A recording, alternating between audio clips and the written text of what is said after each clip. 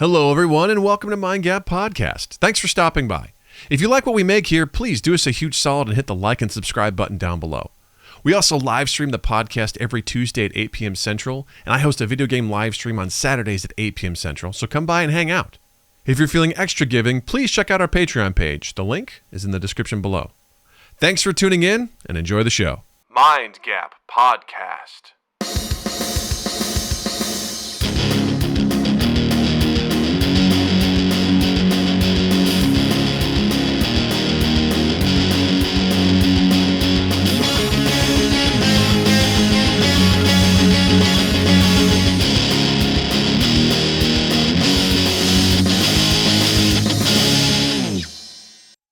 Hey everybody, welcome to Mind Gap Podcast. I'm Doug.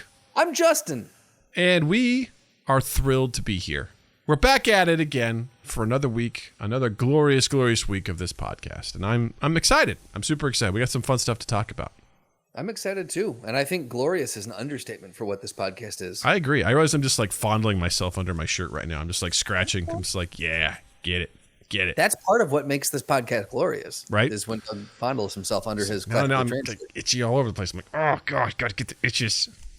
Yeah. Doug has body termites, AKA lice. AKA lice. AKA fleas. You know.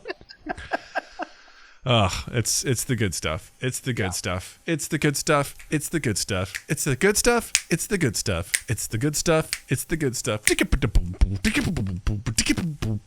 Good stuff. That's right. Ooh, we're coming in hot today. Coming in hot. Like literally, I'm sweaty. But that's a good thing. You know what else is good stuff? Housekeeping. Housekeeping. Gotta get right to it this week, ladies and gentlemen. And people that are non-binary and non-gendered, because you're welcome here too. Hey!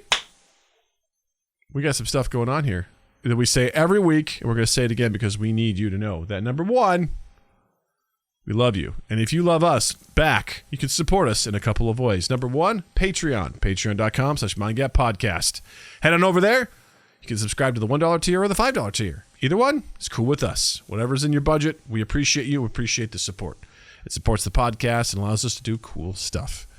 Additionally, if you're like, hey, that sounds great, but I also would love to wear something that has Mind Gap logos on it. Well, good news. If you go over to redbubble.com and type in Mind Gap Podcast in the search function, you're going to find a cornucopia of content, of things that you can purchase that have the Mind Gap logo. You could get t-shirts, hats, face masks. You can get backpacks. You can get tote bags. You can get shower curtains. You can get all sorts of shit with the Mind Gap logo.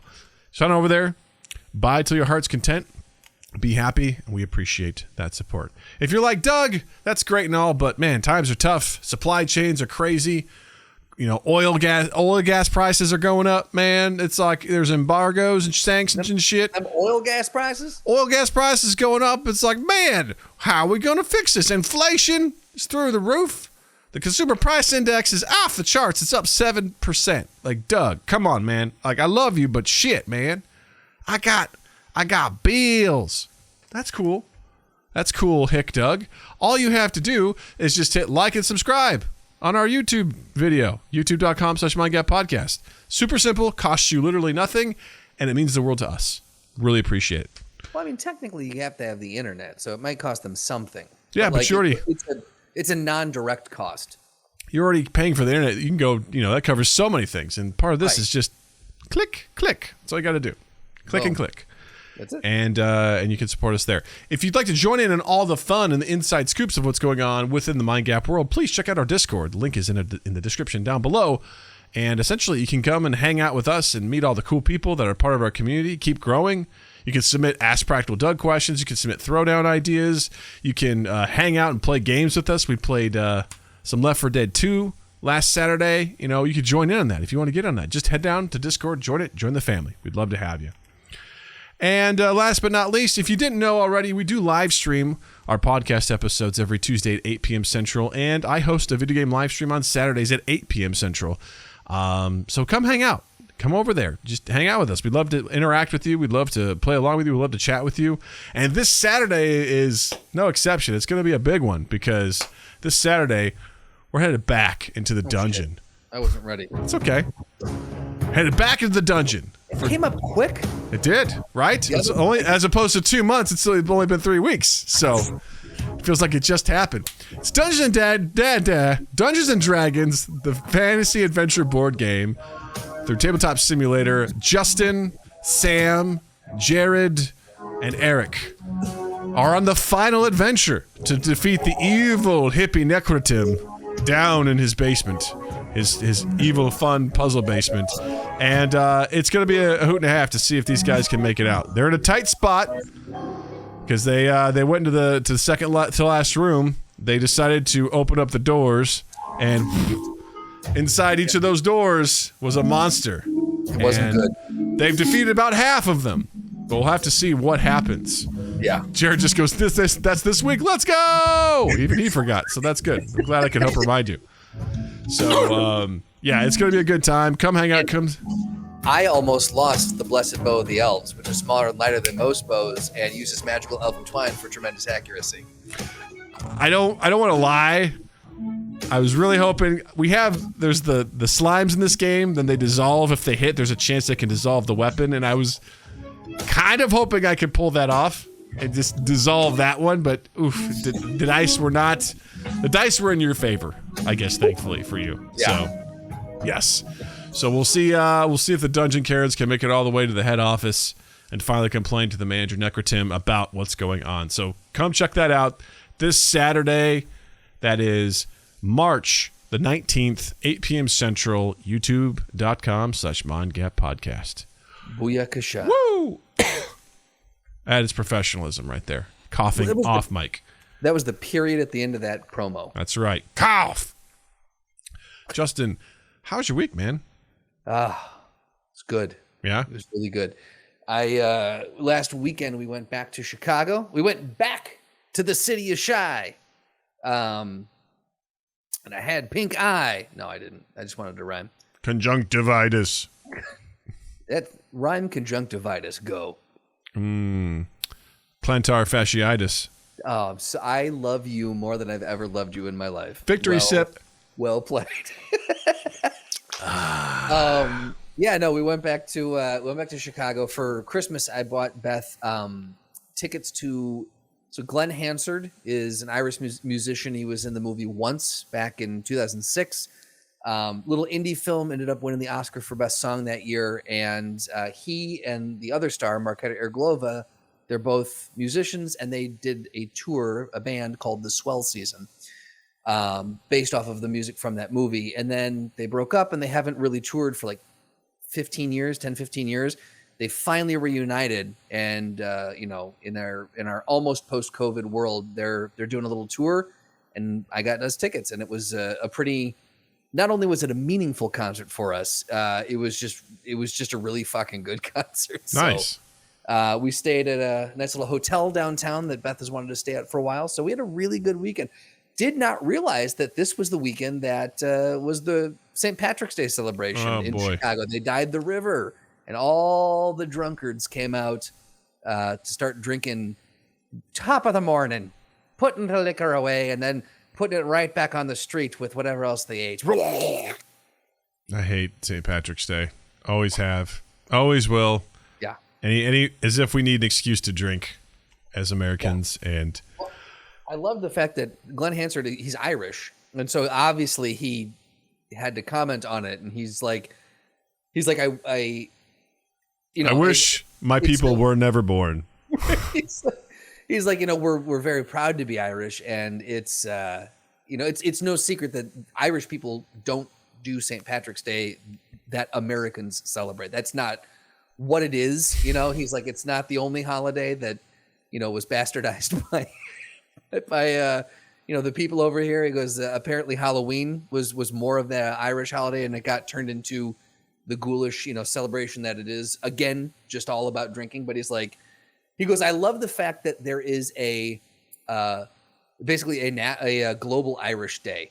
He's like, that's cool. He goes, and makes me proud, to be Irish, and I love my country. He goes, I just wish it wasn't abducted by alcohol companies. And I was like, that's a wonderful statement. Yeah. It's a great concept for a holiday, like celebrate Irish pride, but then it just got fucking swept up by alcohol companies. Yeah. Yeah, I remember working downtown at the hotel on St. Patrick's Day. It was always rough. Just you talk about just the closest you're going to get to The Walking Dead. Just so true, man. That or just I remember back at the old IO building that was up by Wrigley, and I just remember going up there to go to class at a time when a game had just gotten over like a couple hours before. You see a couple of remnants just wandering around. You're like, Jesus Christ, oh my God. Like, I'm like, I just want to get to class, man. I just want to get to class. I want to just go away. Get away from me, please. Stay away. One of the best things I saw was there was a few people who were getting married that weekend, and in Chicago, what they'll do a lot is down Michigan Avenue, right around where the Wrigley Building is, just north of the river. If you ever make your way to Chicago, there's a median, and it's a really cool little strip, and it's got some beautiful buildings right there up Michigan Avenue. And a lot of brides and grooms will stand on that median, and their photographer will take pictures of them. So there was one couple there, and there's one couple over by the Wrigley Building where the river is, and they were taking these. In fairness, a very, very attractive bride and groom, really well, like beautiful dress, great tuxedo, attractive, taking this beautiful glam photo, and I can only imagine how amazing it's going to look. And the comedy of it was that literally 3 feet to the left, there were people that couldn't even a group of probably 10 couldn't stand up, almost just puking, like drunkards, pure drunkards. And I'm like, the dichotomy that is this image right here is just beautiful. It's just, you see that stuff all the time, like what gets captured in frame, and then there's like what's really going on. Oh yeah, like there was like I think it was Greedo and Star Wars: A New Hope, the creature in the Mos Eisley Cantina that did not shoot first. That shot first, yeah. No, and they showed like behind the scenes, and for him to be like tall enough, he had to wear like high heels. Okay. So it's just like completely. You see that, you're like, oh my God, like that's just really doesn't work. But yeah, it's like that stuff. The people that look at St. Patrick's Day as like, this is my quote unquote holiday. I was like, I don't really want to know you. Like that, I think we're good. The whole I'm Shirish. Ugh. I don't like that at all. Have you never heard that? No. Oh, that was the big thing a few years ago. It started happening, like celebrating the Shirish. What is it with our fascination of just wanting to find some connection to like anywhere but America? Like, because we're two things. We're proud to be Americans, but at the same time, like I'm from this part of Europe. Like that's, and I have the flag. It's like nobody cares where you came from. It's like I'm like, listen, yeah, I've got Scottish because of the name Cochrane. There's other bullshit in there. I don't care. It doesn't matter to me. I don't know. I've always wished that I had something more pure. I am a full-on mutt, but I've always wished that I had something pure. Like Milos was born in Serbia. He is Serbian, and came over here when he was 3. I've always been jealous of the fact that he gets to claim, like he's like, I'm Serbian. I'm like, that's really cool that you've got something to hold on to. Saying you're American really just doesn't have the same weight because you're everything. I break down my ancestry and me, whatever the fuck it is, and it's just it. I mean, there's like 20 things on there. Yeah, nothing to hold on to, nothing to really like. Be proud of. That's why it's if someone is legitimately like, I'm 50% Italian or something like that, I'm like, well, I imagine you're pretty well connected to that in some way, shape, or form. But for someone to be like, I'm 1/8 Italian, that's why I celebrate Columbus Day. It's like, what? Okay, like that's our day. I'm like, no, it's not. That's a terrible day. Or to be like, it's for some reason they're just looking for an excuse to be like, oh yeah, I'm part Irish, so I'm going to get hammered. I'm like, I don't think that's what this is. The other thing that I was thinking of as I was safely watching the river getting dyed green and if, for those of you who don't know, if you're not either from around the Chicago area or from a different country, Chicago will dye the Chicago River a neon Kelly green every St. Patrick or the weekend before St. Patrick's Day, and it's a giant. They've got unions will rent out these boats and they pour the dye into the river, and everyone lines the river walk to watch this happen, and then the drunkenness begins. But I've I was watching this happen from our hotel window, and I'm like, I'm not going out into that. I've done that. It was lovely when I was younger, and then I grew up. But watching it, I had the thought of what spurred this? Why? Because we've got in Chicago, we've got the highest concentration of Poles outside of Warsaw. Why don't we dye things for, some sort of, for Pulaski Day or some, like, there's no other holiday that we dye a body of water a different color in honor of. I don't understand why this holiday got that specific, tradition. It just doesn't make any sense to me. You ever tried pronouncing Polish stuff, Justin? I have, and I failed miserably. That's why. We're like, it's too hard. Irish! We shall glom on to the Irish. Like hey, Pol Colada. Hey, McMahon, that's our guy. He can do it. Yes, we can. It doesn't matter. There's 9 letters and 2 vowels. I'm out. Right. Seamus. Hard pass. Pass. Well, that sounds like it was a real treat. It was odd, but it was a good weekend. Good. All in all, it was a very good weekend. Very good. How was your weekend? What'd you do? It was pretty good. I had a lot of fun playing Left 4 Dead 2 with the PPs out there in Mind Gap Land. Trying to think. I don't know. It's like one of those things like the week comes and goes and nothing super notable. Had a good family movie night on last Friday. Nice. We'll get to that in a little bit. And we're having another family movie night this Friday. I'm gonna show Jill and Natalie Spider-Man No Way Home this Friday. Baby. Since wait a second, is it coming out? It came out today as of the recording. I didn't know that. On digital. No way. So looking forward to that. I think it'll be fun. I don't think it's gonna have the same impact that it did on me. I don't think Natalie's gonna get many of the references, and I don't think Jill's going to remember them, so it should be fun regardless, but it's a good one, so yeah, it'll be good. That's cool. I thought you were going to say that you were going to bust open Rampage, and you guys were going to watch that. I'll tell you, I make this vow. If Natalie ever asks to watch it, I will watch it, no questions asked. There we go. I will not say no to her. But, there we go. Yeah, if she's like, Dad, I want to watch it, I'll be like, all right, and I'll text you the minute that happens. I'm like, Natalie asked, so I'm obliged to watch this. The thing is, I think, if I'm not mistaken, maybe I could be wrong, but I think we can do a watch party on Apple now, can't you? I have no idea. We need to figure that out, because if that's the case, I would love to join in on that, and we can do a little FaceTime on the side and watch the movie together. That and Natalie's become obsessed with Minecraft. Really? I was worried about Pokemon. She's played that once, and she has done nonstop Minecraft, which I'm much okay with. Interesting. Okay. Which is funny. I have it on my computer, but then I was like, you know what? I'll just buy this on the Switch so that maybe because she just sits on my lap and watches me play it, and I feel bad because it's mouse, keyboard. It's hard for her to kind of navigate.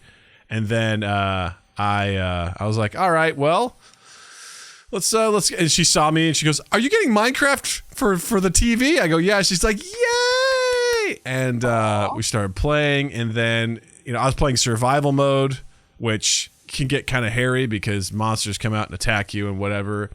And she played it a lot over the weekend, and at one point she was so scared of anything that she was literally just like opening the door to our house and just like looking out and then just coming right back in and closing the door. She was just like, "Mom." And the best part was like, she's asking Jill. Jill has no interest in learning this game. She said, "I don't want to learn this game. I learned Animal Crossing. That was enough. I don't want to learn this game." And now I'd be doing something, and Natalie's like, "Mom, what do I do?" And Jill Pickett, she goes, "I don't fucking know how to play this game." She gets so mad. She's like, "I don't want to play this game." So eventually, because she was just terrified to leave, I was like, all right, we'll just do creator mode where it's you're basically fly around, you build stuff, you do whatever. That's it. Yep. And all she does is fly around with her bow and arrow and try to kill animals. And I'm like, great. There you go. All right. Easy. She's getting better of maneuvering, She's getting better at aiming and shooting. I'm like, this is great. Explore the world, see all there is to do, and it'll be good. So that was fun. It's fun seeing her get excited about that. Yeah. Turning her into a little hunter. Yeah. Which will be really fun. Speaking of, first thing we want to chat about is we've talked about it before, and we've given them a lot of shit. Yes, we have. PETA. PETA's out there, gang. People for ethical treatment of animals. Yes. We've talked about them trying to change language I think one of the first times we brought them up is they were like, hey, here's 10 phrases you could use to help not treat animals poorly. Like instead of beating a dead horse, it was feeding a fed horse. Instead of killing 2 birds with 1 stone, it's feeding 2 birds with 1 scone. Again, as we said off, Mike, I don't think you should be feeding scones to birds. No. That seems like cruelty to me. Yeah. By the way, Jared says anyone that sees Natalie in person needs to tell her to watch Rampage. Hilarious. So all the paparazzi to Doug's house. Yeah, right. Everyone swarm. And then they had something recently too with like baseball, right? Right. It was I can't remember exactly what it was. They were complaining to them about, because I remember the joke was, man, wait till they find out what the baseballs are made of, because it was made from leather. Or I don't remember what it was. Oh man, no. It was, or was it what they were serving at the? Boy, you would think we would have done our research for this. Yeah, fuck it. Whatever. Bottom line is, PETA has made some missteps in their marketing and their messaging for their cause. They've gone hard in the paint for really dumb. They've chosen really dumb hills to die on. Yes. And I've really enjoyed just sort of like breaking down what they've done and just being like, man, can you find something better to focus your energy on? Oh, sorry. PETA wants MLB to rename bullpen to Arm Barn. That's what it was. Yeah. Yep. Something just as dumb as I remember it being. Bingo. But they recently posted something on Twitter, and it was the top 5 things you should do in Elden Ring. And it just basically, it's a 1-minute video that they posted, and it just goes through a couple things you can do in the game. And the first one's like, take your dogs for a lovely walk around the lake. And there's like dogs that are chasing the player, biting at them. Number 2, persuade mercenaries not to exploit horses. So there's a guy running at the character with a sword out, and you parry and knock the guy off the horse, which was really good. One of my favorite things about that is there's a guy that retweeted that. He goes, holy shit, I just learned from PETA that you can, when you parry, you knock a guy off a horse. Holy shit. Like, he just learned something about the game from them, which was amazing. I just got better at the gameplay thanks to PETA. Right. It's like, observe wildlife from a safe and respectful distance. And there's like a giant bear just sort of like clawing at a tree in the distance. And the character's just like crouching and spying at them with the spyglass. It's like, check out an animal sanctuary. And this guy's walking around with a shield as a bunch of wolves attack him. It's like, just remember, if a sanctuary offers hands-on experiences, it's not legit, as these dogs are attacking. The last one says, spend a peaceful moment with some amazing animals. And it shows him like, by a giant tortoise, by an owl, just, hanging out, being chill. It's like the animals in the lands between deserve your respect. And you watch the character gets picked up by a giant crawfish and basically gets, split in half. And then when it dies, instead of it saying you died, it says go vegan. And I just found this to be incredibly full of humor and fun. I'm like, this is how you do it, man. Yeah. This is how you take your message, sprinkle with some humor into something that's really popular. That's how you get your message across. You do it that way. As opposed to, I think that Elden Ring should be banned because you can skin wolves in it or something, Exactly. Yeah. It's just some of the stuff that they've gone after has been so either presumably trivial. Again, the bullpen, like, I don't like, we talked about this initially. Like, I don't think anyone, when someone says, oh, they got the pitcher warming up in the bullpen, I don't think anyone conjures the image of a bull being penned up and tortured or bullfighting. I don't think that, like, it just seemed like a weird, like you said, a weird hill to die on. Yeah. And so this is lighthearted. It's fun, but it also gets the message across. This is a wonderful, I hope that they fired whoever was in charge of their marketing previously. And this is the new guard we have now. And I'm all for this kind of messaging. I think this is wonderful. Yeah. Because and not just because it's nerdy. Well, but like, it's the right tone. I think it's really great that, I mean, some people be like, oh shit, they figured it out. They're being subversive, But I'd at least appreciate this because they're looking at something popular and they're saying, how can we show people what we stand for using this medium? And it's a creative way to do it because it's also not ramming stuff down your throat.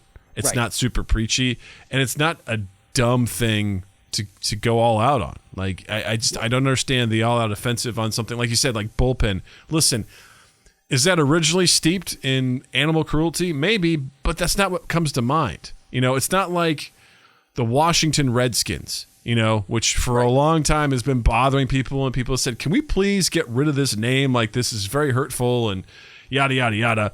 It's like bullpen. Never once did I associate that with an animal. I'm like, that's just where the pitchers warm up. I also don't care about baseball, but true. I was going to say the same thing. I never, until they brought it up, truly, I don't think I ever really thought about what do they, not the epidemiology of the word. What is it? Etymology? The etymology of the word. I never considered it, but you made me consider it. Thanks a lot, PETA. It's like, is it really the using a phrase, two birds with one stone? Is that really evoking the kind of violent cruelty in our everyday lives so much so that we're like, we shouldn't say that anymore? It's like, it's such an idiom in our everyday lives that you never thought, oh man, we're saying to kill two birds with one stone. How brutal, I'm sorry, I gotta pull this up again. That's fine. I mean, 2018. It's just so bad. Yeah. Instead of be the guinea pig, it's be the test tube.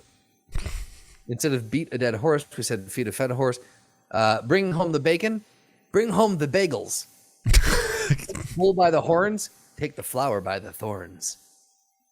That was the one I couldn't think of. Yeah, pull the flower, grab the flower by the thorns. I kind of wish there was more. Like, it's sad that there's only 5.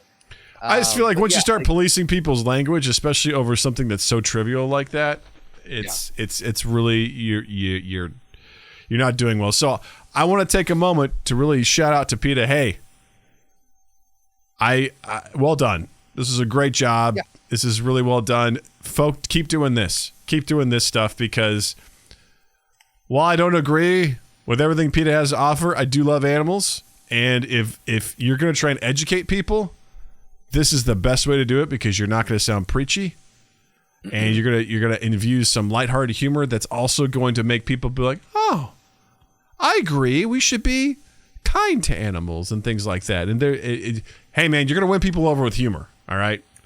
Absolutely do that. Yeah. As long as it's done right. Remember, we've talked about it's only funny if the joke lands. Exactly. This one landed. I was very impressed, where I was like, because I saw PETA trending again. I was like, oh boy, it's us podcast night. Let's go see what they're up to. And I'm like, hey, cracks his knuckles and goes, let's get into it. I was like, hey, it's pretty good. Well done. Yeah. Like I respect it. I think it's good. Anytime you can be creative like that, it's kind of like what SNL does, right? They find what's really popular in the time, and they can make a great sketch out of it, you know, and they can find a way to make it land. That's what makes it so much fun and identifiable. So I'm like, hey, congrats to y'all. I would also say that's what makes Ryan Reynolds' marketing company, that Maximum Effort Marketing. Yeah, that's what makes his marketing company. So every ad they put out, even if it's for one of the companies he owns now is a digital ad management software. So people who buy digital advertising can use this to buy digital advertising, and they advertise digitally for this. And just the meta way that they go about it, the humor that they have for his Mint Mobile or for any of his films or the Gin, it's all done with a pitch perfect tone of humor. And every single one of these, I can't wait for the next ad to come out. Right. Because they're all really they're entertaining. Yeah. And I am a fan of Aviation Gin now because of his advertising, and it works. So that's right there. Like that can work wonders if you do it well. Yeah. So PETA, rare occasion, thumbs up. Way to go. Keep it up, PETA. Yep. Way to go, PETA. Way to go, PETA. Way to go, PETA. So in other news, we got a whole slew of shows that are coming up right out. They're just about ready to get pooped right into our laps. All of them on Disney Plus. All of them on Disney Plus. First one was we got a new Obi-Wan trailer. Or I should say the teaser. The first one, yeah. And I'm not excited for the show. I wasn't excited when they announced it. I'm going to put it simply. This is just going to cut right to the chase. I don't give a shit what Obi-Wan was doing from the end of episode 3 to the beginning of episode 4. I do not care what he was doing on Tatooine. I have zero interest in what was that. That is a fart in the history of Star Wars that could just blow away. I do not care because it's a prequel. It's like an old guy was in the desert watching a boy from the distance, right? It's something that we all can identify with, right, Justin? Exactly. I mean, who hasn't role played that? Right. Now, and I love Ewan McGregor. I think he's a great actor. I like him as Obi-Wan. I watched the teaser. I think it visually looks really impressive. I think it looks great. Really, really. But I would argue and we haven't seen the full thing, obviously, but out of all the trailers that have dropped between The Mandalorian, Book of Boba Fett, and this one, I would say this outshines anything that they've put out thus far in series form. I'd argue the first Mandalorian trailer was pretty powerful to me because one, it wasn't about Jedi. I mean, I'm not talking content-wise. I'm talking visually. Well, that's what I'm saying. Visually, it was really cool because it was unique because it really set the tone of like, oh, this is going to be kind of like a Western. And I remember just seeing, it looked a lot more brutal because you saw like the helmets of the stormtroopers and just there was the voiceover and just everything about it. You got to see this Mandalorian whooping ass and taking names, like it's more brutal than you'd seen so far. I feel like I was like, okay, you got my attention. You know, still not super interested, but you got my attention. And this one, I was like, look, visually great, story wise, I don't care. Oh, you're hunting Jedi? Big fucking surprise. Like, oh. Again, like you said, we know this happens. Spoiler, guys. Obi-Wan's going to make it through it just fine. So's Luke. He's going to come through this. Yeah. To me, there's no tension there. I'm like, I know he's going to be all right. He's going to be good. And whether he succeeds or fails doesn't matter because I know the rest of the story with Obi-Wan. I know exactly what happens. Like this is what we come back to all the time with prequels. Fucking suck.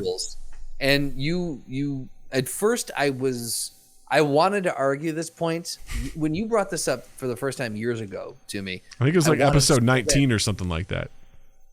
What's it? Oh, about the prequels? Yeah, we did that with James Conklin. Yes. Oh God, yes, James. I wanted so badly to argue. I was like, I like a good prequel, and the more we've talked about it over the years, the more I've thought about it. Your points are very valid in that in a prequel, the stakes are very low because you know what comes in the next movie or what is presumed to be the next movie. Yeah. You know, so it's really, really hard to do. You might do something entertaining, but you're never going to do something that's like mind blowing because it's hard to keep anyone in suspense when you know, oh yeah, that character is going to be fine. Yeah, I think it's pretty challenging to do a good prequel because there's some stories that, you know, I would argue that the prequel, you know, movies for Star Wars were interesting because you wanted to see Anakin become Darth Vader. You're like, there's definitely a story there I'd like to see told, right? Because we knew that it happened, but how did it happen? And I'd argue that it happened pretty poorly in those movies. But there was still something. There was an interest there because you're like, this is going to happen, and I want to see how it happens. You know, so there's definitely a drive. Oh God, Noah says this is true in a matter of perspective. Phantom Menace was his first Star Wars movie. Dear God. Okay, so in that case, the prequel worked because it was truly told in order for you. Wow, that's interesting. That's so fascinating. Interesting. I want to know, Noah, when the stream catches up, when you saw you saw 1, 2, and 3, when you watched 4, 5, and 6, were you like, whoa, much better? Like, did you have that thought, or did you think that 4, 5, and 6 were weaker, having started with 1, 2, and 3? Yeah, that's an interesting perspective because once that door is unlocked, you know, it came out the year I was born. All right, we're done here. That's right. Noah's like 24. We're done here. Yeah. I like the entire story. Okay, fair enough. I was like, ooh, old movies. Yeah, he's a film guy, so Yes. I could see him appreciating those, having a good appreciation for him. But my I other, think that it is, go ahead. I said my other gripe is like, really, another story told on fucking Tatooine. Great. This backwoods nowhere town is like the center of this goddamn universe. Can we please do something somewhere else for fuck's sake? That's like saying, hey guys, most of American history, the most important shit happened in Kirksville, Missouri. Like just really? Yeah. In all of it, yeah, man, Kirksville, Missouri, big shit happened. Backwoods, middle of nowhere, but fucking hell, man, important people were there doing important shit, man. Like, Jesus Christ. Just, I know we saw shots of probably Coruscant or some other horse shit, but god damn, man. There's some guy on Twitter that, like I said, the same thing. He was like, for the love of God, can we do something on another planet? I'm so sick of it. Oh. Yeah, I mean, do something on Arrakis or something. I don't know. Like, go somewhere else. I don't know. Yeah. The thing I think that the reason that this one looked so good to me, I think, is because I was so tainted with the Book of Boba Fett. I don't know. that was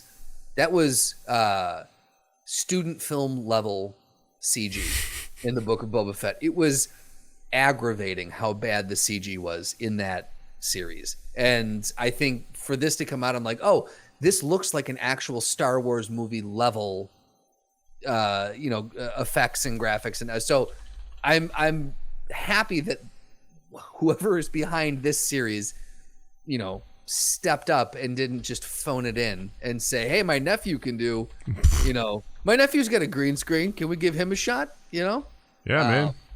But I don't know. I am in the same boat as you in that we've got an entire galaxy far, far away to play in. A whole fucking galaxy. And we are focused around either the Skywalkers or whatever is happening on Tatooine. And look, it's wonderful, and it has been a great ride, and we did it.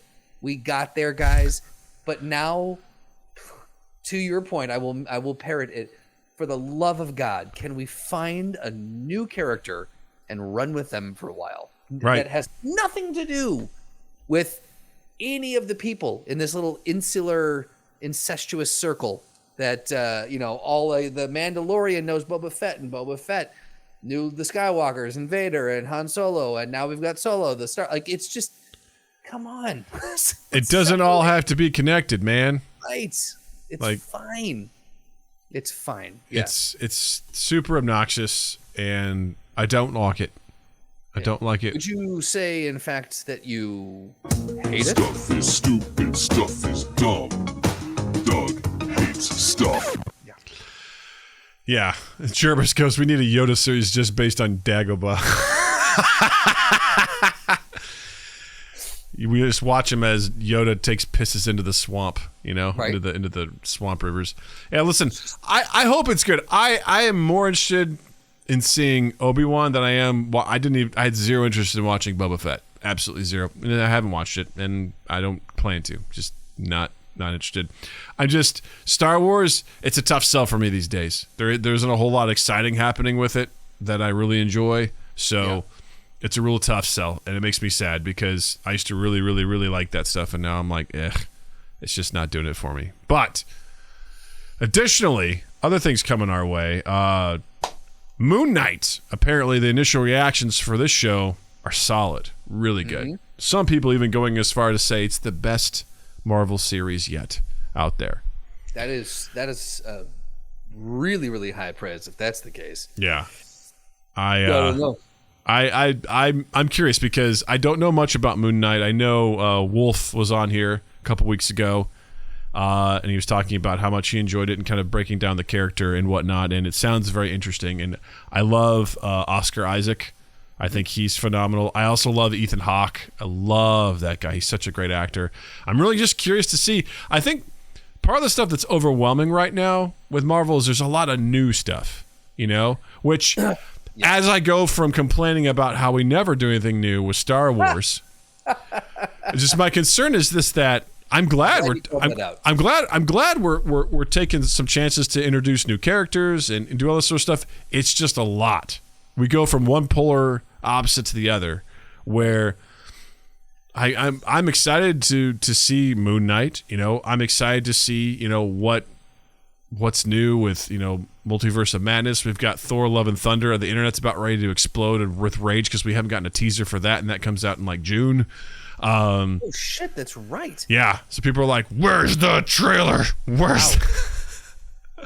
We're gonna rip the walls down. Where's the fucking trailer? We've got so much stuff coming down the pike. Like I'm very interested to see what all this stuff means, and I actually like the idea that we're gonna get like 6 episodes, because what a great intro to these characters to then if they want to pop up. Right. Now, granted, there is a barrier of you need to have Disney Plus to see this, Absolutely, sort of thing. Yep.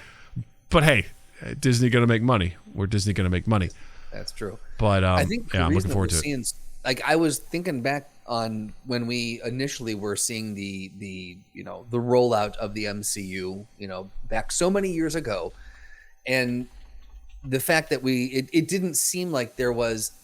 At the time, we were like, "Holy cow, they're doing all this stuff!" But it was still pretty well paced, and it was there was only a few. They introduced Iron Man, Captain America, and Thor, and they rolled with them for a little bit, and then they joined, and then it was a little bit of a slower rollout, but they didn't have a streaming platform to utilize at the time. If they had this platform then, I think it would have been they would have hit a breakneck speed much earlier. Because now they're like, cool, let's just we've got billions in the bank. Let's throw it at 20 different people. You all make stuff simultaneously. Here's your through line. You need this person to show up, and you need this person to show up. Go. Mm-hmm. And now it's just content is just rolling. They've got the money. They've got the trust from the industry to make good stuff. And now they have 2 platforms, movies and streaming. It's just they're going gangbusters now. Yeah, I think that's why we're seeing so many new things. I'm excited. I think it is a lot to keep up with, but again, I think we need to introduce these new characters because we've sat for 10 years with these old characters, and the old characters are literally getting old. These guys are aging out of their desire to play these characters anymore, and they're aging out of the ability to physically, keep up with the demands of these characters. We got to usher in a new wave, a new generation of people if they want to keep this, money train rolling. Yeah, right. So I think anything Oscar Isaac does, I don't think there's anything I've seen him in that I've disliked. So X-Men Apocalypse.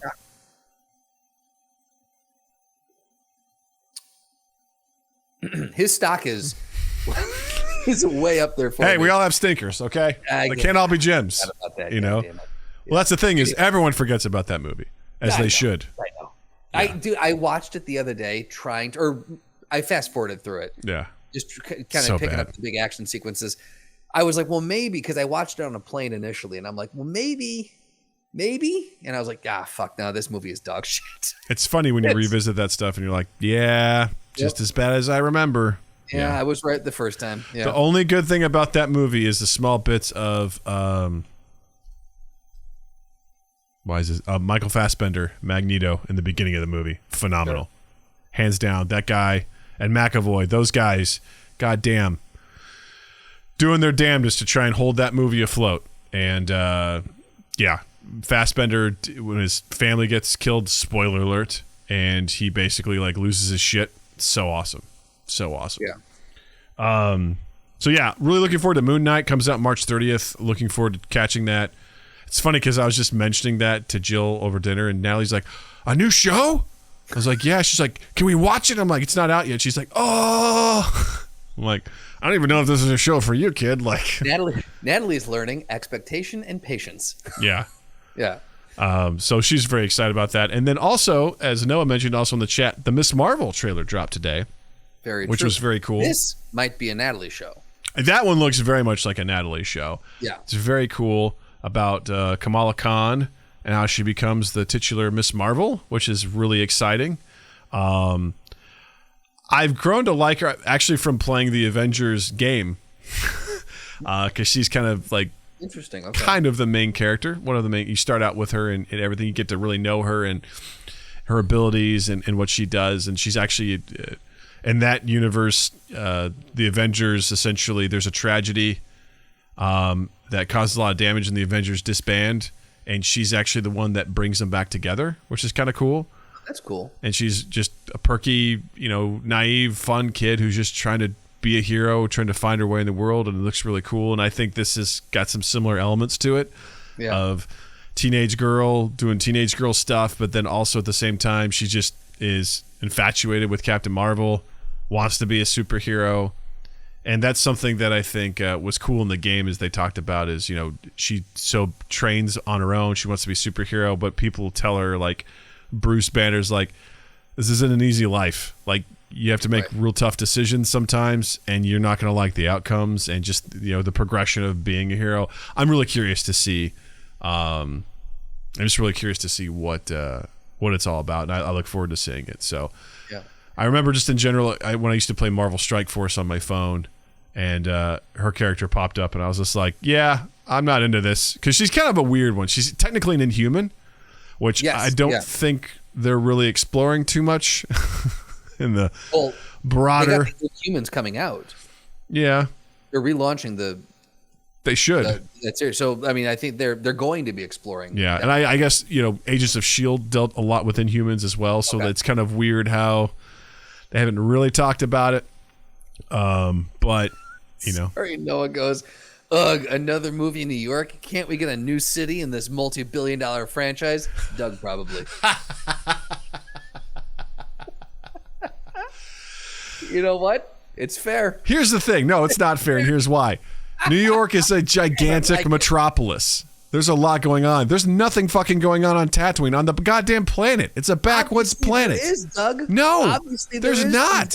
We keep seeing the same people do the same shit at the same place. No, absolutely not. How dare you? Again, if it was Kirksville, Missouri, we could have the same argument, I love you, Noah. No, I think the tone of it too was really interesting. It actually, I feel like it borrowed a little bit, or not borrowed from. I want to give it its due. The person who created it definitely had their own unique take on it. Some of the visuals seemed like it was maybe akin to Spider-Man. Mm-hmm. In that, like, it had that vibe. Drawing kind of like it was a little bit lighter, a little poppier. And you could see it appealing to a younger audience. Still going to be cool for an older audience too, but it definitely has geared toward the younger audience of like anyone can be. Because I think she even gives a line in there about like a little brown girl from New Jersey City isn't supposed to be a hero, and like it's definitely appealing to you can do it, you can be anything you want to be kind of thing. It's the Rudy, Doug. This is a Rudy story, really. At the end of the day, so anyone I'll be the judge of that. Anything. If they really put their mind to it. That's what it is, Doug. Doug likes Rudy. Moving on. Okay. Yeah, I'm looking forward to that. That comes out, I think, this summer too. So I think every month until June, there's something coming out. Yeah. So the one thing I did like, and you brought it up, was the fact that they explore, even in the movie, they explore this of she's like, this isn't what I thought it was going to be like. And kind of like where Banner was telling her in the game, like you don't really understand what you're getting yourself into. Mm-hmm. And I like that they're kind of exploring, similar to what the boys did, is what happens when real people just become superheroes. And she's like, whoa, I didn't expect this to be this. And it's a whole lot of, this isn't as glamorous as I thought it might be. Right. So it's expectation versus reality. Which I think is really cool. Speaking of things that Natalie liked, or will like, Friday. Seamless. Absolutely. Last Friday we watched Turning Red on Disney Plus. It's the new Pixar movie. Richie. Holy shit. Oh my God. We've Richie got a wild Richie. From You Haven't Heard This Productions. Ooh. Also, Patreon supporter. By the way, shout out to our Patreon supporters. Wolf's Lore, Tom McIntyre, Richie Armour, Zinni, Sonny Bartfast, and Almighty Crit. Thank you for all you do to fund all of this. We appreciate you. By the way, Richie joined us for Left 4 Dead 2 last Saturday. Oh, love it. Right? He was up until, I don't know, 3 a.m, his time, playing with us because he's a goddamn You are a champ. trooper, sir. Yeah, real trooper. Appreciate you, buddy. Yeah, watch the new movie, Turning Red, on Disney Plus. It's a Pixar film. It's about a young girl, a Chinese girl in Toronto who is working real hard, trying to live, make her mom and dad proud, and then puberty sets in. And she's going through all the stuff that goes with that, but also in her family, there's a curse. And it's certain. And part of that curse is you turn into a panda if you can't control your emotions. And she deals with all of that. And it was a really fun movie. I really liked it. Natalie really liked it. It was fun. I thought Did it was. everyone like it, Doug? But here's the thing. Yeah. Not everybody liked it. That's surprising? I don't think so. So I didn't, whatever. I watched it, whatever. And then over the weekend, I kept seeing like Turning Red pop up on Twitter. And at one point, Noah even mentioned, recommended people watch it. And he's like, he mentioned controversy. I'm like, what controversy is there about this? What's going on? Yeah. And there was a review in Cinema Blend. It was written by managing director Sean O'Connell. Happy St. Patrick's Day, Sean O'Connell. He sounds like he's Shirish. Yeah. In his review, he complained that the film's focus on Lee's Asian background. Lee is the Maylin Lee. She's the 13-year-old Chinese-Canadian girl. He said, by focusing on Lee's Asian background as well as plot lines that revolve around Lee's struggles through puberty as a young girl, limited the film's ability to connect with audiences. He wrote, I recognized the humor in the film, but connected with none of it, he wrote. He said, by rooting Turning Red very specifically in the Asian community of Toronto, the film legitimately feels like it was made for Domi Shi, who's the director's friends and immediate family members, which is fine, but also a tad limiting in its scope. If I may. Oh, please. Yeah. That's that. Yeah, this is such a poor argument for not liking this film. Well, it's not only is it a poor argument, it's just it's dumb. It's just a dumb fucking take. I'm sorry, it is. If you have a problem with like the direction, the animation, because I know some people didn't like the art style of it. Okay. Fine, subjective, whatever. If you didn't like the plot, the pacing, the writing, didn't like the editing, didn't like the sound, like the music choices, whatever. Those are all viable criticisms, I don't like Wreck-It Ralph 2. I think that movie sucks compared to the first Wreck-It Ralph because... Is it because it takes place in the internet and you've never spent time inside the internet and therefore it's rather limiting in scope? It's rather limiting. Like, I don't get that. I don't get it at all. Yeah. But I look at this and I just watched the movie, had a great time, and I wasn't like... This is what I imagine Sean O'Connell did. And I just, again, this is just what I see. He's just sitting there staring at it being like, where are the white men? If there's no white men in here, I don't understand. Right. I can't get this. Why am I not represented in this movie? To say that he got so specific, he's like, because this deals with a Chinese girl in Toronto, it's such limited scope. I'm like, have you watched Coco? Right. Did you like Coco? Because that is a pretty specific scope, wasn't it? A Mexican boy in Mexico, and also to the undead world. Like just it's unbelievable. Like just it is. Yeah. That's that ridiculous take. You could say it about any movie, right? Like you could say it about. Well, like I think the director, even the cast or the director came out and said, like when I watched Ratatouille, I didn't realize that was a dish. I didn't know anything like French cuisine, like so. But I still liked the movie of Ratatouille. Like I don't know if you ever spent time in space. Did you connect with Star Wars? because it's such these are films, you can't I'm sorry, there's a lot happening in the chat right now. It's all good. These are the point of film is to in a broader sense, escapism, go hear a story, a brand new story, and then in a more narrow sense, you mean to tell me that you can't connect with someone struggling through puberty? Have you never gone through puberty? Like, just because you're not a Chinese girl in Toronto doesn't mean that you can't be like, oh yeah, I had anger issues when I was in, because I know I did growing up. I struggled with my emotions and how to, go through, like, how to figure out how to navigate the social structure of school and all that. All these themes are present, and it's not that big of a fucking stretch, unless you're a moron. It's not that big of a stretch to be able to say, oh yeah, I see what this is. I can connect with it. This guy is just this was such a aggravating take, and the fact that it came from a straight white male is just even more aggravating, because I'm like, come on, man, come on. I feel like be better. Trying to live up to your parents' expectations and going through puberty are like two of the most universal like things that we can all identify with. It's so easy to be like, oh, I don't want to disappoint my parents, and oh yeah, puberty's weird. I brought this up a lot, but like, I remember being in junior high and just being like, how do I walk with my hands? Because one person goes, hey man, you swing your hands a lot when you walk. And so I was so self-conscious when I walked that I didn't move my hands at all. I just like walked like a psychopath, just like arms stuck at my side. Because like, oh, apparently I walk weird. And it was a weird time.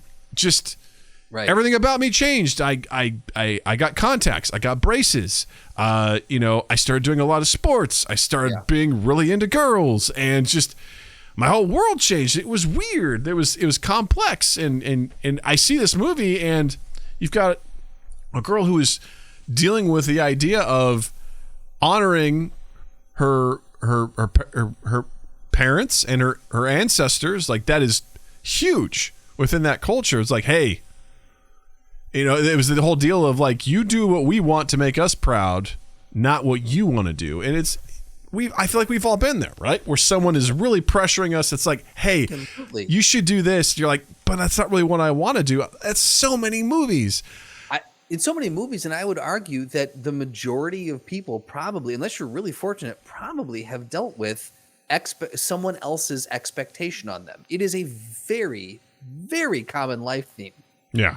Yeah, no, it's one of my favorite responses. You kind of already alluded to, is someone goes, yeah, man, I get this. I'm not a car, so I really don't get the movie Cars. Like, I can't understand it at all. It's just such a dumb perspective on this. And ultimately, his article was removed, and the editor-in-chief in Cinema Blend said, we failed to properly edit this review, and it never should have gone up. No shit. Right. And then he has since the actual author has taken to Twitter to apologize and this and that. But it's one of those things where there's a lot of people who just fell down on the job.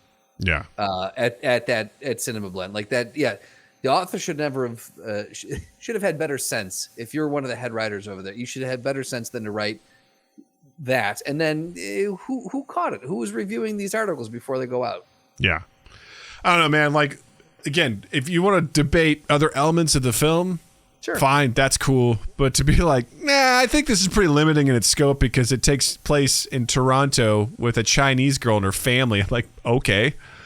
If you're like, because he may not have intended this, but it read like, where are the white people? That's what it read like to me. Absolutely, yeah. And whether or not he intended it, that is exactly, there's no other way to take what he said. And there's also allegations too that with Disney, they've been really grinding away to any like LGBTQ content in their films, and there was definitely some stuff in this movie where you felt like there was some of the connections there with that, but it's got omitted, or possibly was like, let's not do that. You could argue about that. That's totally, like, there are some valid things to talk about, but just to be, I don't know, man, it's such a shitty, it would have had to been worded absolutely perfectly to get his true intentions across. I don't know if I want to believe his intentions weren't like, where are the white people? But that's how it came out. Like, that's how it came across to me. It was like, I can't identify this because I'm not a teenage girl and I'm not Chinese. It's like that. Right. Where's your imagination, sir? I'm not a hobbit. I don't understand how Lord of the Rings works. I don't like jewelry. Like, I would never be enthralled by an evil lord. Let's go down the list. I've never been in the mafia. I don't relate to Godfather. I'm not plugged into the Matrix. I don't understand how this is working. Like, what is this? My parents were not murdered when I was young, and I grew up an orphan and like bats. I can't relate to this movie. Yeah, it just goes on and on and on. It's such to say it's a level 1, sort of viewing it as, I think, disservice to level 1 stuff. It's extremely surface level. You know what this guy is? He's a level 9B at putting his foot in his mouth. That's right. He's that undeniable. He would win that throwdown. Absolutely. Yeah. His foot would beat his mouth. The end. His foot would beat his mouth up and fucking down. Up and down, y'all. You know what it was? It was not a practical article to write. Sure wasn't. I think at the end of the day, it was not practical. And I have a feeling that really eats away at Practical Doug. You got the questions, we got the answers. All you do is ask.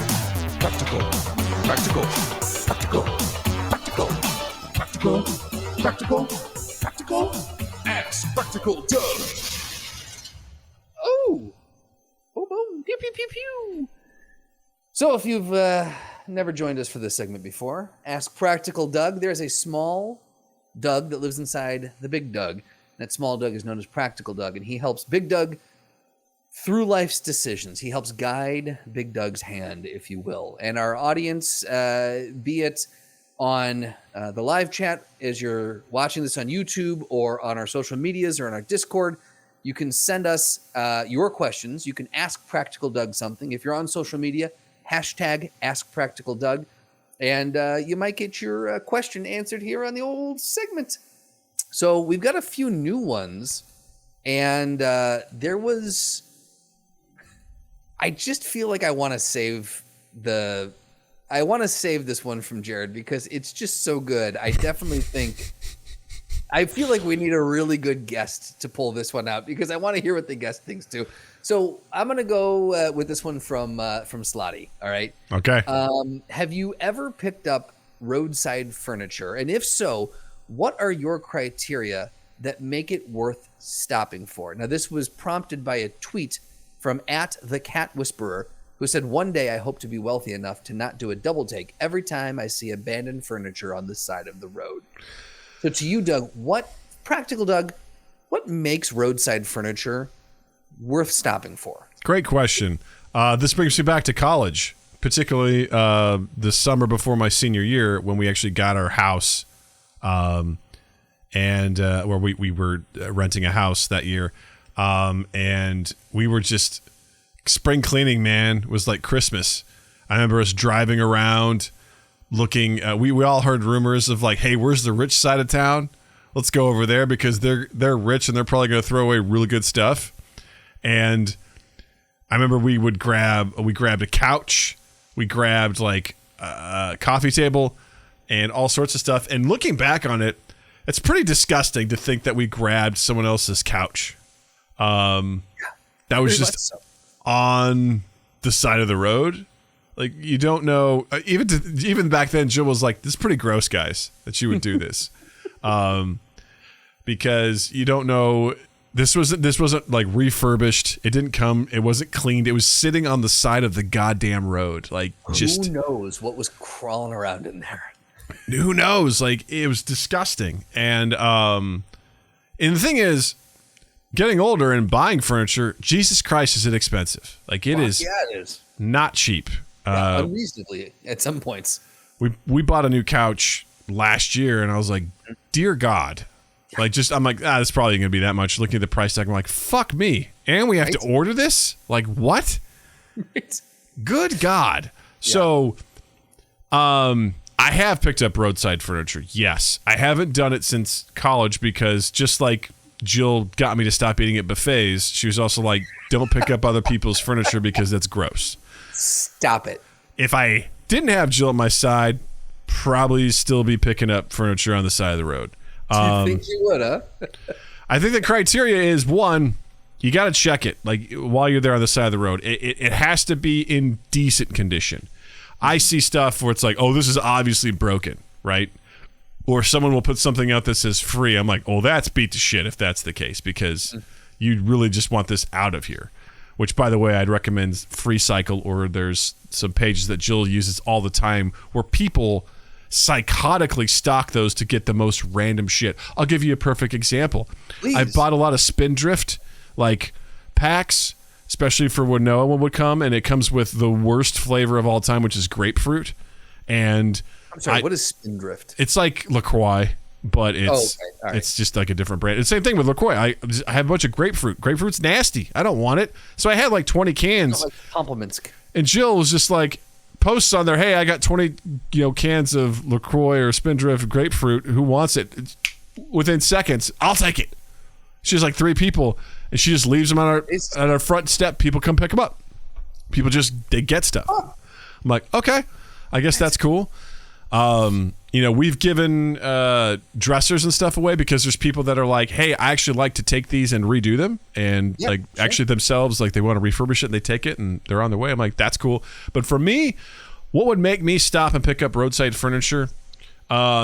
One, it would have to have a use. I would have to have something specific I would know, because the last thing I want to do is pick up another piece of furniture that just clogs up my world. I do not want that. I absolutely do not want that. So it's got to fit the bill for something. It's got to be the right size, and it can't be fucking nasty. Like, it's got to be.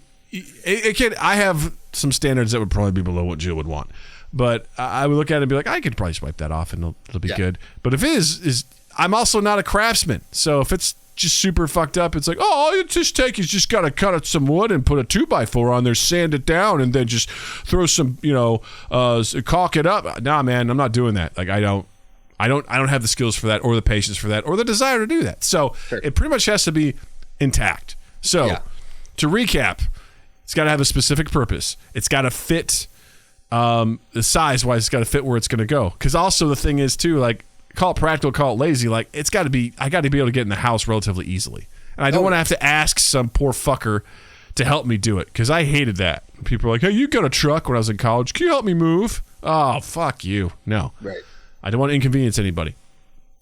And then it's got to be relatively clean, and it's got to be in good shape. So those are my criteria for that. I haven't done it in a long time.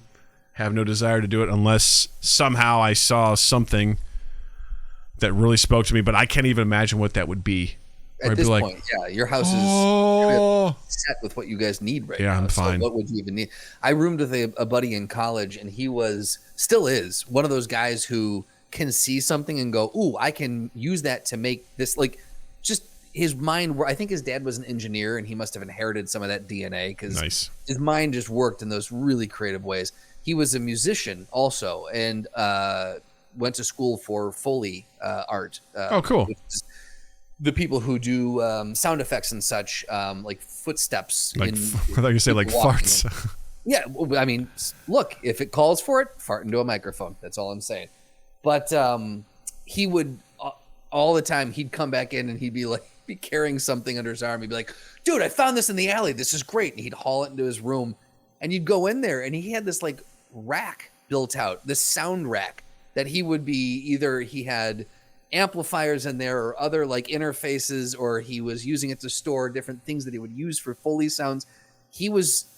I've never seen anyone repurpose, thrown out furniture and just stuff better than this guy did. And kudos to him, because it was a wonder watching him work. That's I awesome. never could do it myself. I never had the desire to, similar to you. But watching someone who was good at that, I was like, this is the guy who the term secondhand was coined for this person. That's amazing. He knows exactly how to work with it. Well, good for that guy. I'm just saying. Good for that guy. Yeah.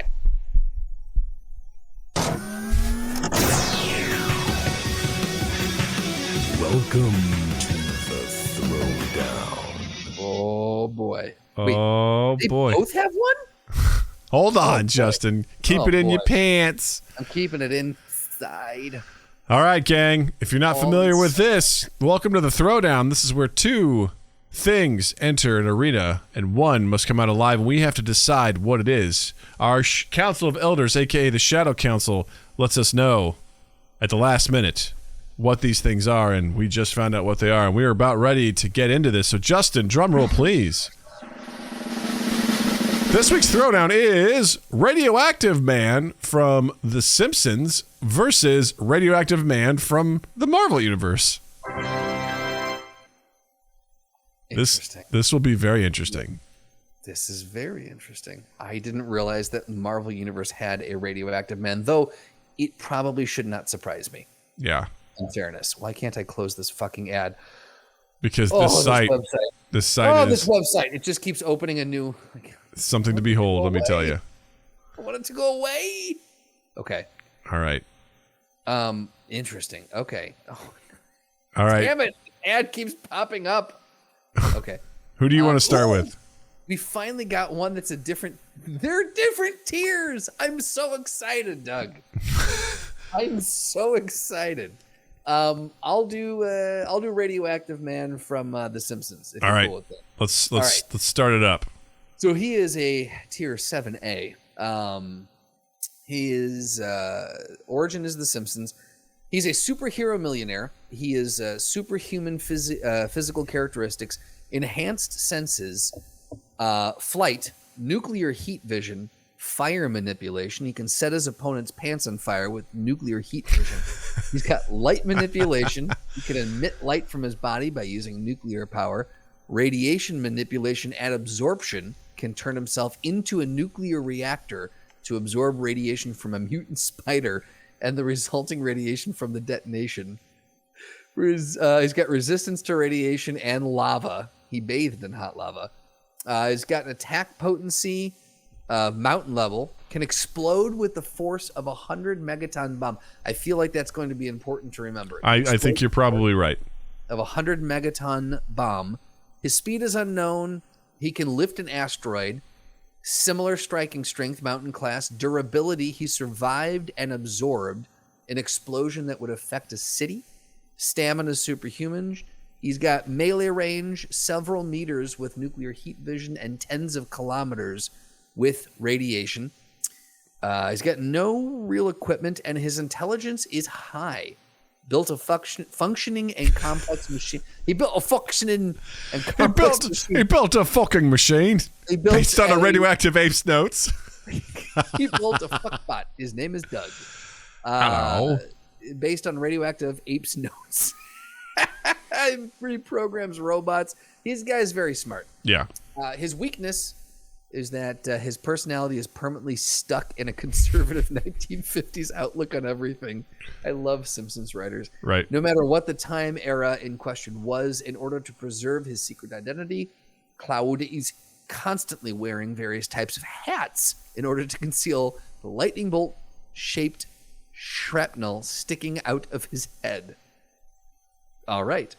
Let's talk. That is Radioactive Man. Let's talk about Radioactive Man from the Marvel Comics. I love this. Passport, papers, bah! Use your guns on me. They cannot stop me.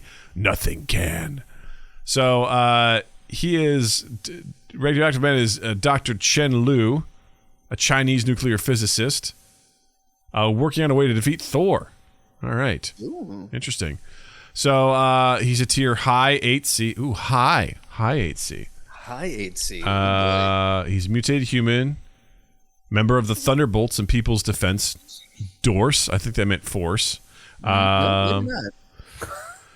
See here. Superhuman physical characteristics, self-sustenance, types 2 and 3. Okay. Radiation manipulation, absorption. Diabetes type 3. I just spit all over my screen when you said that. I was not expecting that. He's got a lot of the same stuff here. Yeah. Attack potency is large building level plus. He can harm Iron Man. Okay.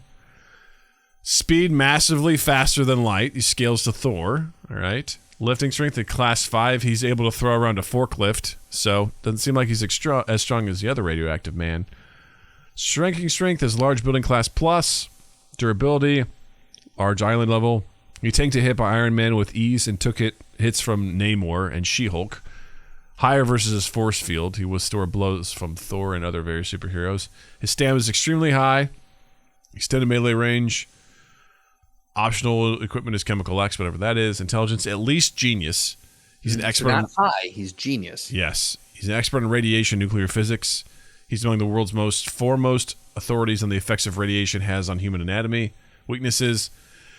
He emits nuclear radiation at all times and can only remain in the presence of other individuals for short periods of times if he's wearing his null radiation body harness. Also, absorbing large quantities of radiation can affect his emotional state. Ooh, okay.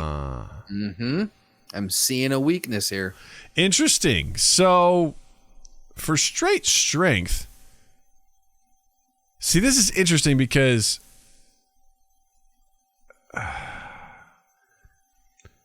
Man, this is a tough one. This is really tough because I feel like they're both extremely similar. Yes. In that, would their radioactivity harm each other? Is the question. So, I think, based off of what we're reading here, I think that Radioactive Man Simpsons, if he can explode with the force of a 100 megaton bomb, if what does it say? Absorbing large quantities of radiation can affect his emotional state. If Radioactive Man Simpsons can generate that kind of, well, I guess exploding with 100, that does contain a lot of radiation. So if he can do that, I feel like he can alter Radioactive Man Marvel's state of mind and or emotions, and he can use that and kind of play. Because again, he's got high intelligence. Simpsons Radioactive Man does. Yeah. So he can explode if he alters the emotional state of the Marvel one. I feel like that's a benefit on his side. I feel like, well, Marvel's Radioactive Man is definitely faster. He's faster than light, although yes. Radioactive Man from Simpsons is unknown. I get the feeling that Radioactive Man from Simpsons is stronger. I'm getting that vibe. Yeah, because Marvel can harm Iron Man, but Radioactive Man Simpsons can lift an asteroid. Yeah. And the Marvel's Radioactive Man is durable, and he can use his force field to take blows from Thor and various other superheroes. But again, like, he absorbs energy and radioactivity. So if Radioactive Man is just punching the shit out of him, you know, and if he can explode with I don't know. I'm getting the vibe that Simpsons Radioactive Man has greater strength and would win in the physical altercation just straight up, even if there wasn't radioactivity altogether. Because it seems like Radioactive Man from The Simpsons doesn't necessarily emit radiation. Yeah, he's not oozing. Yeah, he's just there. And I think he can use it to his advantage, where it seems like Radioactive Man from Marvel is constantly emitting radiation. And so he can emit it, but he's not constantly emitting it. Well, Marvel's Radioactive Man emits nuclear radiation at all times. Right, that's what I'm saying. But yeah. Radioactive Man Simpsons, if he chooses to, can emit it, but it's not just always switched on. Exactly. So I'm thinking, I get the feeling that Radioactive Man from the Marvel universe, his reactivity is not going to affect Radioactive Man. That's not the vibe I'm getting from this. Right. Wait, you said Marvel's would not affect Simpsons? I'm just saying that radiation would not affect Simpsons Radioactive Man. I don't get the feeling that if someone's emitting it, I don't think it's necessarily going to affect him in a negative way. He absorbed an explosion that would affect an entire city. So he can definitely absorb radiation and explosions. Yeah. So I feel like while it's unknown what Radioactive Man from Simpsons Speed is, but I feel like he's got the strength on this. So like, because I think what Marvel's Radioactive Man brings to the table is that he's basically poisonous to be around. So yes. That is a big win in his column. If he's just being around other people, he's going to affect them. He's going to harm them. But that doesn't affect the Simpsons guy, because essentially he's also a radioactive character. So I get the vibe that I think Simpsons Radioactive Man is going to win in just straight brutal fisticuffs. I think he will win. Yeah, I think he's going to win too. And I think it's specifically he's going to be able to, if he can let off enough radiation to affect Radioactive Man from Marvel, it's only going to be a boon for him. So I think we were saying it. Radioactive Man for the Simpsons for the win! Da, da, da, da, da, da, da, da.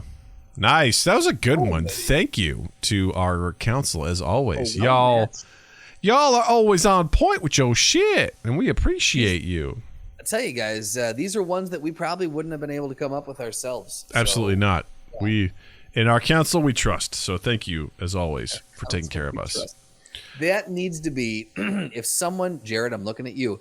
If someone can make in our council we trust, similar to like how we've got on our money and God we trust, if we can make something in our council we trust for the Mind Gap logo, we will put that on the merch store. I think, I think our council members should get free T-shirts. So if someone can mock that up, that'd be a really fun limited run logo. I love it. That'd be really, really fun. So let's talk about recommendations. Justin, what you got for the week? So, again, I feel like I've watched things and I can't remember. I'm going to recommend, it's a hot take, even though I can't relate to it and it's limiting in its scope, I would recommend Sex and the City. I'm almost done with the original series. I've been watching it, and I'll tell you what, even though, again, I'm a man and this is geared towards the female experience, it's relatable enough. I was once in my 20s, currently in my 30s. Definitely can see where these situations arise from and the debates that around the situations that they get themselves into. So I would say if you haven't watched it, it is definitely a good show. I would say check it out. It's on HBO Max. It's just fun. You can just have fun with it. Have fun with it. I'm definitely a Miranda, and now I know what that means. I'm more of a veranda. You are. Mm-hmm. I like to take tea on you in the summers. That's right. Pour your tea on me. Douglas, what do you got? I picked up a $3 game on Steam called Vampire Survivors, and I fucking love it. Okay. It is a very basic, it's a roguelike game where essentially it's got some very strong Castlevania vibes. The whole point is you choose your character, and I don't know if you guys are familiar with bullet hell games, but essentially it's a game where you're in a level and there's just constant projectiles like firing at you at all times. Okay. Their catchphrase on this is become the bullet hell. And essentially you start out very simple. You're shooting stuff. All you do is move. That's all you do in this game. Your objective is try to survive as long as you can as monsters slowly just sort of like chase you and encapsulate you. But as you like level up, you get access to more weapons, and the weapons do more things, and they get more powerful to the point where ideally you're just shooting stuff out of your guy like all times and just obliterating it. And it is so much fun. Slotty goes, Doug, you too? I've been playing that. Who's your main? Of course you've been playing it. God damn it, I love you. I don't remember their name, but it's the guy that starts with the I don't know what they're called, the prisms or whatever. They shoot and they reflect, and he gets a bonus to his projectile speed as he levels up. That one's worked. Jeremy. That one's worked out really well for me. But I highly recommend this game. It's $3. It's an awesome game for $3. Again, called Vampire Survivors. It's so good. Check it out. I highly recommend it. And while you're checking stuff out, please check out Mind Gap Podcast on all of our social medias at Mind Gap Podcast. Please check out our YouTube channel, youtube.com/Mind Gap Podcast, and check out our Patreon, patreon.com/Mind Gap Podcast. Don't forget to check us out as we stream our podcast live every Tuesday at 8 p.m. Central. And also join me for a video game live stream on Saturdays at 8 p.m. Central.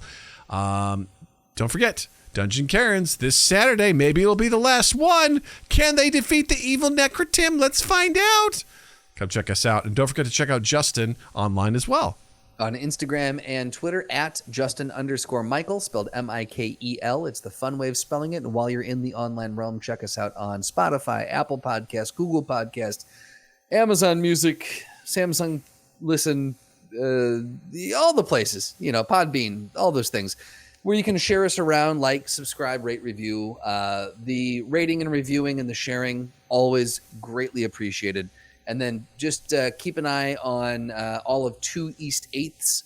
That's the number 2 East 8th, like an address. 2 East 8th social medias. And if you want, you can check out 2east8th.com. It'd mean the world. Yeah. Well, I want to say thank you all for hanging out with us tonight. This was a lot of fun. It's always a pleasure to get to chat to all of you. And with that being said, I want to say, Justin, thank you. Douglas, thank you. Chat, thank you. Listeners, thank you. And you all have a dandy fucking week. Mind Gap Podcast.